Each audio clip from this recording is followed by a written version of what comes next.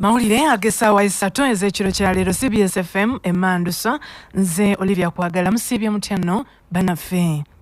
Ababaka mu lukiiko lw'eggwanga olukulu basabye gavumenti eveeyo n'ekiwandiiko ku ttemu ly'emmundu erifuuse nnamulanda mu ggwanga n'okunnyonnyola ku migaso gya kamera zimukeetterawala ezaawemmenta obulinde obw'ensimbi z'omusolo oba nga ddala kamera zino zigasizza eggwanga. Palamenti yayisa ensimbi eziwera obuwumbi 9 mu kitundu ekyasooka eky'okugula kamera za CCTV cameras ne ziteekebwa mu bitundu by'eggwanga eby'enjawulo n'ekigendererwa ekyokulwanyisa obumenyi bw'amateeka wabula kati ababaka beebuuza oba nga ddala zigasizza poliisi mu okunoonyereza ku misango omuli egy'abakozesa emmundu okutta abalala. Omubaka akiikirira ekitundu ekya Kigulu South mu Parliament Milton Muwuma era nga ssentebe w'akakiiko ka Parliament ak'ebyokwerinda agambye nti gavumenti esaana eveeyo erage ebikwata ku kamera zino oba nga ddala zigasizza.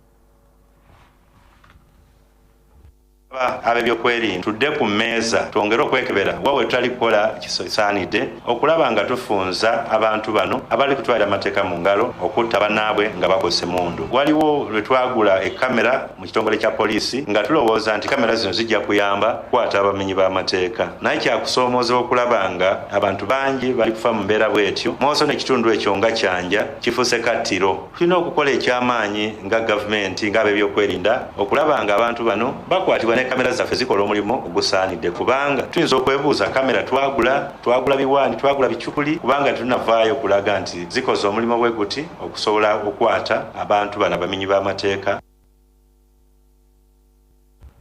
Ate mbaka akiikirira ekitundu ekya Mukono North mu Parliament era nga ye minisita w'oludda oluwabuzi avunaanyizibwa ku nsonga ez'omunda mu ggwanga Abdallah Kiwanuka agala nti b'ofiisa ba poliisi batendekebwe ekimala ku nkozesa ya kamera ezo eziraba mu kyama. Naye ekituufu kiri nti bwe tuba twekozeemu assessment kamera zikoze ekyo tezivudde zirina okukola era ziyambye ku poliisi mu kuimplementinga obuzi bw'emisango oba nedda, kubanga owa poliisi yeetaaga okuyambibwako kamera nga naye ali well facilitated naye tebalina pikipiki tebalina mmotoka entambula yaabwe embi welfare nfu. Osobola otya owa poliisi okunoonyereza ku buzi bw'emisango nga yasuze enjala nga abaana be bagobye ku masomero nga talina masannyalaze mu nnyumba talina mazzi mu nnyumba basula bubi babasasula bubi kyokka nga obuzi bw'emisango bwatwala trend endala abantu baba billions ne trillions obuzi bw'emisango babuteekamu ssente kati nga okunoonyereza ku musango oli bwamunyigirayo emiliyoni 10 oba 2 wakiri abivaako omusango ne gufa. Abasirikale beetaaga okuzibwayo for further studies babeere equipped ne knowledge vis-a-vis ne technology agenda mu maaso. Ate mbaka akiikirira ekitundu ekya Busujju County David Lukyamuzi Kalwanga bannabyabufuzi banna bawadde amagezi okwegendereza mu ntambula zaabwe ate ne boogera mu kiseera nga kino. Obutemu mu ggwanga mwebuli era tetumanyi ani atta bantu. Okweraliikirira okuliwo essaawa eno kukatinga across oba kwetoloola mu njuyi zonna kubanga waliwo embeera ezze mu bantu eya nkoko ya mutamiivu lwokeesa lwobala. Embeera endala ezze mu bantu no one is safe kubenga owagira kubenga towagira. Essaawa etuuse omanyani gw'oyogera naye ate ng'oyogera bitono naye ng'owuliriza bingi. Ekiseera kituuse n'okwekwasa ennyo Katonda kubanga obuzibu bunene bwe twolekedde mu ggwanga lino. Embeera eriwo osanga kandi baakakodyo bannaffe abamu ne bayoolebwa ne batwalibwa watya ng'agudde mu katego gw'obadde otambula naye. Kwegamba ebibuuzo bingi ansa kano. Ate mbaka akiikirira ekitundu ekya Bulisa County Alan Atugonza gavumenti agisabye eveeyo enyweze ebyokwerinda by'abannansi. Tulina okumakinga sure nga gavumenti yongeremu amaanyi kubanga budget ya security tubadde tetutataganya biseera ebisinga nga tusuubira kigenda kutuyamba abantu bafune obukuumi beetaaga. Kati okuvaayo abantu batandika okufa bw'ati amasasi nga mangi bwega ndowooza gavumenti erina okuvaayo explaining abantu bali mu ntiisa baagala okunyonyolwa kiki so nze ndaba wali mu laxity tituganye n'ebweru ne mu bawanga bazungu naye bibeerayo naye nawo kino kibadde too much. Ate ye ssentebe wa NRM Emasuuli Haji Muwada Namwanja agamba nti embeera y'obumenyi bw'amateeka egenda maaso mu ggwanga ekosezaamu ku buwagizi bw'abantu eri gavumenti eri mu buyinza. Bw'otunuulira olwaleero ng'ebula emyaka 2 tugende mu kalulu ebikola bino biba nga tebisaliddwa amagezi NRM twolekedde okufiirwa ku buwagizi kubanga bw'otunuulira mu wiiki emu bonna abafudde bantu ba gavumenti adda nga bapate bw'otuna minisita okufa kwe w'engulu bw'otunulira ono eyesse eyakube minisita ow'Ekabalole, bw'otunulira Isima wa mu Buganda, bw'ojja n'otunulira emabega ebibaddewo nabyo byonna olaba nga obuwagizi bwaffe pulezidenti batalafuba na nnyo buyinza okusalika naddala ekintu kino eky'abantu okubeera nga batta bannaabwe nga bakozesemu. Katikkiro wa Buganda Charles Peter Mayiga asabye gavumenti n'ebitongole byayo okussa ekitiibwa mu ndagaano eyakolebwa mu mwaka gwa 2013 ng'ekomyawo ebintu ebimu ku by'Obwakabaka. Katikkiro okwogera bino abadde mu lukuŋŋaana lwa bannamawulire ku Bulange Mmengo nga wayamu ne bannamawulire ku lugendo lw'obuweereza bwe olw'emyaka 10 nga yakutte eddamula. Katikkiro ategeeza nti emyaka 10 gibaddemu okubanja ebintu by'Obwakabaka era ebimu ku byo binunuddwa naye ate waliwo abakyabyewaŋŋamizzaamu. Kyetugamba gavumenti tubagamba ebintu bisatu. Ekisooka mutuviire, ekyokubiri oba temwagala kugenda mupangise ng'omupangisa bw'abeera mutusasule. Ekyokusatu muyinza okusaba liizi era abamu basabye liizi ne tuzibawa ne bakolerawo emirimu. Nyinza okukugamba nti disitulikiti ey'e Masaka ennyumba ya Pooki neyitibwa Buddukiro baagivaamu. Kwekwamuka kwengambye nti mugende ne bagivaamu era kati Pooki n'ennyumba anaatera okugimala okugiddaabiriza eyitibwa Buddukiro. Awalala basasula gye twabadde Emityana aba munisipaali baasabye liizi bazimbe ekitebe ne tugibawa. Kakati okusasula kye kisinga obuzibu naye kkooti esasula, kkooti eziri mu bizimbe byaffe batusasula ebisinga obungi. Abatasasula be ba poliisi, be b'amakomera n'aba gavumenti ez'ebitundu. Naye n'ab'amagye ekatabyawo nakasongola nawa naye bongera okubabanja. Tugambe ettaka mayiro akenda ebyo tiriddanga tulibanja kuba weeriri lisaasaanye mu Buganda yonna era tujja kusigala nga tulibanja. Ebibira square mayiro 1500 tubibanja. Amasomero mangi tigana bakudda mulaba Lubiri Saawa weetudde tudde ku ttaka lyaffe ekitegeeza nti nalyo lyaffe essomero eryo tiridda tuli kana ebintu ebirala bingi. Katikkiro asabye gavumenti okussa ekitiibwa mu kuyaayana kwa bannayuganda ku nfuga ya federo gy'agambye nti yokka egenda okutereeza obuweereza mu Uganda. Bwino waali nti abantu abasinga mu Uganda si Buganda yokka naye mu Uganda baagala federo. Mu lukiiko lwakola ssemateeka federo baagiremesa mu Mankwetu era ne mu kulongoosa mu ssemateeka ndowooza mu 2 emeka wonna era tiyakkirizibwa. Naye ffe tugiriko kubanga tulowooza nti yeyinza okuyamba Uganda okukula. Ebitundu bya Uganda byonna nze mbituuseemu mbimanyi. Buli kitundu kisobola okwekolera ku nsonga zaakyo. Karamojja kati abantu tabava ku mimwa. Abantu babuuza nti Karamojja terina bantu bamanyi bizibu byeyeetaaga. Lwaki abantu abo tebaweebwa obuyinza ne bakola ku nsonga za Karamojja bo bennyini? Kati olaba ab'ebunyolo balina amafuta. Oyinza otya okukima amafuta gonna n'ogajja ebunyolo sente n'ozireeta e Kampala n'olyoka obawaako obusammambiro. Ab'ebunyolo basaana okugabana ku mafuta. Naffe mu Buganda ffe tuyimirizaawo Uganda ffe tugabana mugabo ki? Awo nno federo tugyagala era tugibanja naye abantu mbagamba nti bw'oba obanja osigala olina by'okola. Kyemuva mulaba nga tujja ne federo ey'ebikolwa nga tulina essuubi nti federo ey'amateeka weenejjira abantu balina kye baganyuddwa okusitula embeera z'obulamu bwabwe.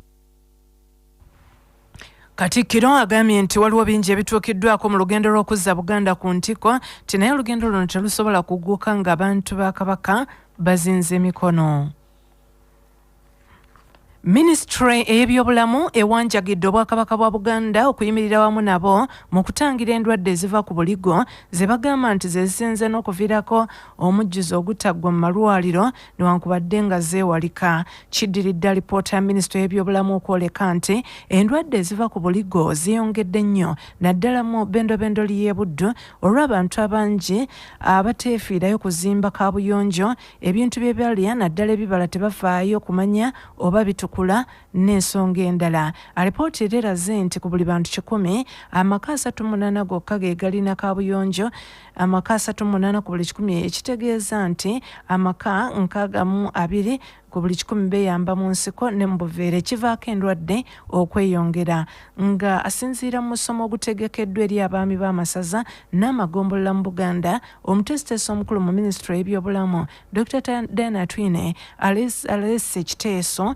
ekisaba wateekebwewo empaka z'obuyonjo ziwakkanirwe mu masaza okwefaananyirizaako emipiira gy'amasaza n'ebika.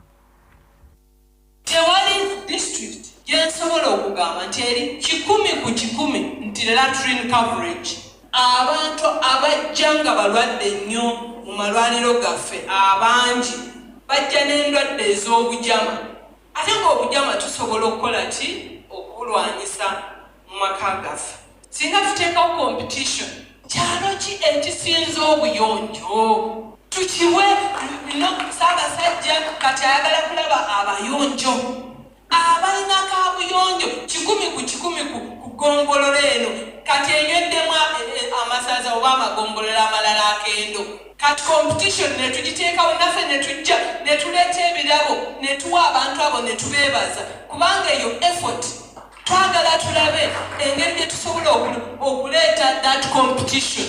Obuyonjo mu maka gaffe, oyina akatandaalo, oyina kino, oyina kabuyonjo. Statistics nga zeeyogerera. Bwe kituuse ku nsonga ey'abakyala abafiira mu ssanya, alipoota eraze nti abakyala 5.5 ku buli 100 bokka be bazaalira mu malwaliro ate abalala bagenda mu bamolerwa oluusi ne bafiirayo. Dr. Diana Twine alaze okusoomoozebwa kwe balina olw'abantu abeefuula abasawo batendeke naddala eyo mu masoso g'ebyalo. Tulina abantu baffe abaleeya batamanyi, abalala tebalina qualified. Naye bagenda ne batandika eyo mu kiriniki ne beefuula bakafulu bali ne beeyita ne badokita nga talinnya na medical school nga ne biology, basic biology tagimanyi, naye oli ne yeefuula ti dokita. Ate abo be bali eyo be baoperating abamu ate ba district health officer be bandituyambye. Ku lw'abaami b'amagombolola n'amasaza, minisita w'ebyamawulire abagenyera omwogezi w'obwakabaka bwa Buganda Oweekitiibwa Noah Kimba yeeyamye okukwasizaako gavumenti okuvvuunuka ebizibu ebyogeddwako. Njagala okweyama lw'abakulembeze bano, abakulembeze ba Ssaabasajja Kabaka.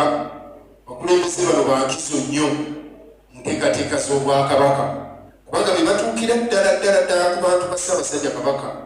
Tulinamu abaami ab'amasaza, tulinamu abaami ab'eggombolola n'abakulembeze abalala okukka wansi. N'olwekyo bano bakulu nnyo okutambuza obubaka buno, era tulowooza nti ebirala bisomeseddwa bagenda bigabanyizaako abantu bonna mu Buganda okusobola okuba nti ffenna tutambulira wamu kaweefube ono.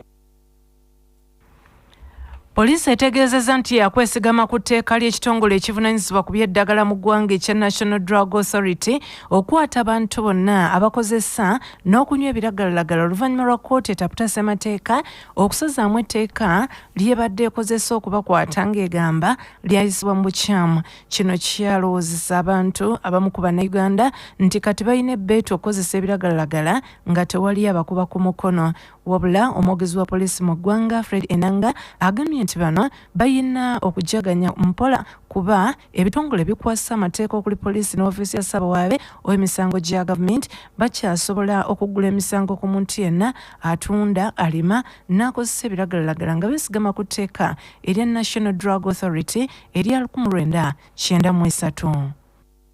Etteeka lino lirwanyisa oli okuba nti asangiddwa n'ebiragalalagala wansi w'etteeka eryo awatali lukusa, oli asangiddwa nga afuuwa endaaye oba okuginuusa, oli asangiddwa ng'ekifo kye kikozesebwa okufuuweta enjaga eyo. Ate akatundu 49 kalwanyisa abo abalima enjaga eyo. Ogwo omusango nagwo gukyaliwo. Kati ng'ebitongole ebikuumaddembe tuli beeteefuteefu obutasaasira abo bonna abeenyigidde mu kufuuweta enjaga wansi w'etteeka lino, so ebikwekweto byo bigenda kusigala nga byeyongera. Omusajja akola ogw'okusabiriza ku nguudo mu kibuga Kampala eyaggulwako omusango gw'okusangibwa n'emmundu ekika kya basitoola mu bumenyi bw'amateeka azziddwayo mu nkomyi e Luzira gye yasindikibwa okuva omwezi oguwedde. ono omusajja atemera mu gy'obukulu 43 Kintu Mayambala nga mulema yakwatibwa poliisi ku kizimbe kya Johnson Plaza ng'alina basitoola n'ebyambalo by'amagye kyokka emisango n'agyegaana. Kintu akomezeddwawo leero okuva e Luzira gye yasindikibwa ku alimanda kyokka omuwabi wa gavumenti Lydia Nakato n'agamba nti yabadde mukosefu ekiwaliriza omulamuzi wa kkooti ya Buganda Road Siona Owomugisa okumuzza e Luzira okutuusa nga 3 omwezi guno. Nga tugenda mu geebweru bingi byogeddwa naye bino binajjukirwanga.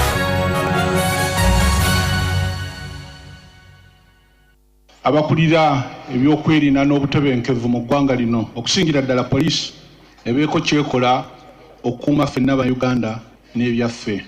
Ebintu bino bijjanga ebyolusaago babiyita mpaawo atali kaaba, waliwo alowooza nti batabakyala ye tekimukwatako naye ffenna ebintu bino bitukwatako era abalina obuvunaanyizibwa balina okutubuulira.